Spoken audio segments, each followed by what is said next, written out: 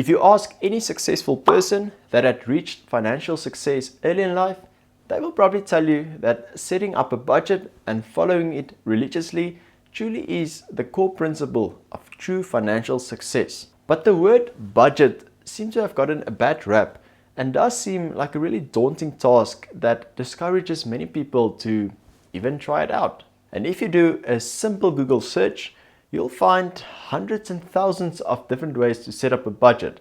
And although the principle behind all of these is fairly simple, many people don't even know where to start and will just then leave it all together. So in this video, I will be showing you a really simple, straightforward way to set up a budget that anyone can follow and that really helped me take control of the steering wheel of my own personal finances and indirectly helped me to save thousands every single month. Number 1, track your expenses.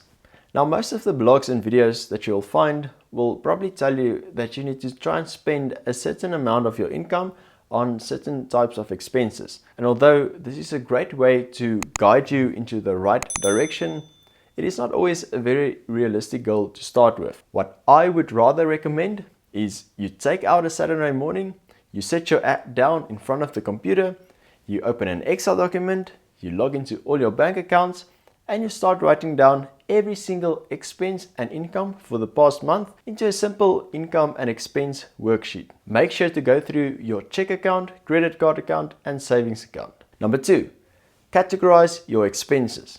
After this, you will need to try and group these expenses into the following 10 categories.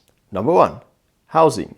This will include your rent, mortgage payments, property taxes, and home maintenance costs. Number 2, transportation, which will include your car payments, license registration expenses, fuel, maintenance, parking tolls, and public transport. Number 3, food, which will include your groceries, dining out, and takeaways. Number 4, utilities, including water, electricity, heating, ventilation, and air conditioning. Number 5, insurance, which will include house, life, and car insurance. Number 6, medical and healthcare.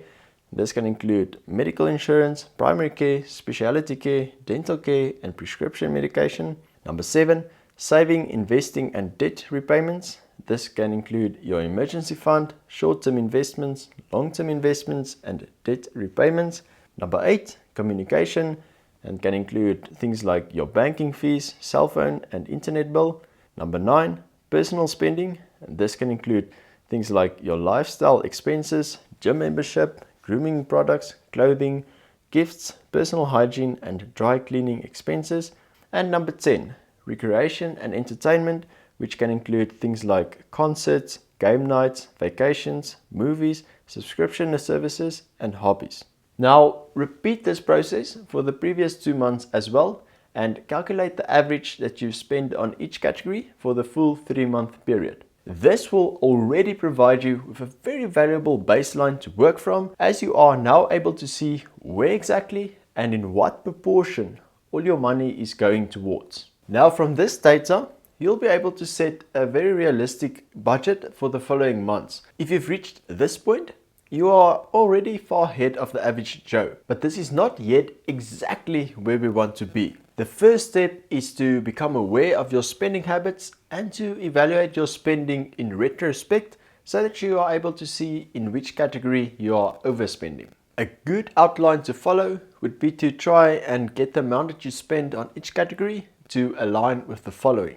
Housing, 15%, transportation, 10%, food, 15%, utilities, 5%, insurance, 10%, medical and healthcare, 5%, savings and debt repayments, 20%, communication, 5%, personal spending, 10%, and recreation and entertainment, 5%. Now, this will largely depend on your circumstances, and you will probably need to tweak the numbers to fit your needs. If you are, for example, staying in a very cheap place but have to travel very far for work, you will need to increase your transportation budget whilst cutting back down on your housing budget. Your income will also determine what you prioritize to spend your money on. According to this article, the low-income groups in South Africa tend to spend a very large proportion of their budget on food, between 29 and 34%, as well as transportation between 11 to 12%, but rarely spends any money on education, medical aid or insurance. And although this is not necessary by choice, but rather a product of circumstances, this group is very exposed to the high levels of fuel and food inflation. The middle income group in South Africa tend to allocate between 7 and 18% on food, 15 to 19% on transport, and 16 to 30% on medical aid and insurance, indicating that this group have access to better medical care, but are also exposed to the high levels of inflation and currency weakness. Now, if you are fortunate enough to be part of the upper income group, which make out about 1.2% of the South African population, then you will probably spend a lot more on transport, 30%, health, 6.6%, and recreation activities, 8.8%, which basically highlights the fact that the rich can prioritize their health and just like to show off their wealth with fancy cars and expensive holiday trips. So as you can see, you first need to see what you are currently spending your income on, compare that with the national average of the households within your income group, and then kind of figure out how far you are off in each category. My wife and I, for example, fall within the middle income group, and this is how our budget for the previous year compared to the rest of the households within the middle income group in South Africa. As you can see, we spend a lot less on transportation because we work at the same practice, which is only about 4 kilometers away from home. And we also save a little bit on housing and utility costs by applying some cool life hacks that we've learned along the way, which, by the way, I will share in future videos. So make sure to subscribe so you don't miss out. We do spend a little more on food because, eating healthy does not come cheap. And our personal spending is also a bit higher because we had to pay for our wedding early last year. We only have hospital plans and not full medical aid because we are both still young, healthy and active and eating our apples every single day. And I am also proud to see that our savings rate averaged out to be around 32.1%, which is almost double the national average of 14%. Now, if you do this exercise and you discover, for example, that you are blasting away more than 30% of your income on personal spending, recreation and entertainment, but not saving any money, then you will carefully need to go through every single item that you bought and decide for yourself if this was really necessary and if it does really bring joy and fulfillment to your life. People are often very quick to say that they will never be able to save any money based on what they earn. But if you have every single expense staring at you from across the screen, you will be really surprised at how much you can save once you start cutting down on these unnecessary junk.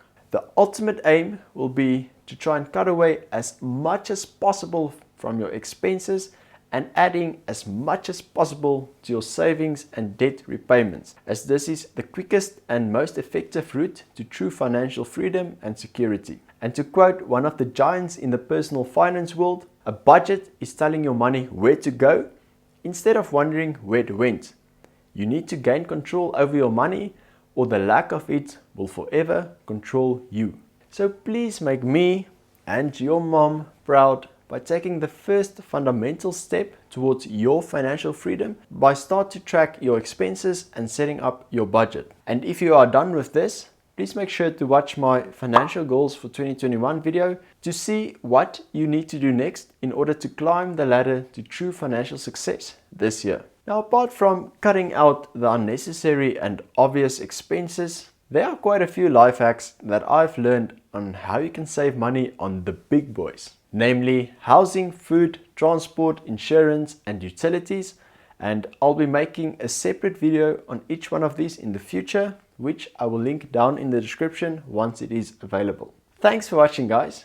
Let me know down in the comments how your budgeting journey has gone so far and how you are comparing with the national average. And if you found the video to be helpful, I would really appreciate it if you can leave a like, share it with one friend, and if you are new to my channel, consider subscribing, as I'll be posting new videos on personal finance, entrepreneurship, investing, and just life hacks in general every single week. And as always, have a lekker day, and I'll see you in another video next week. Cheers!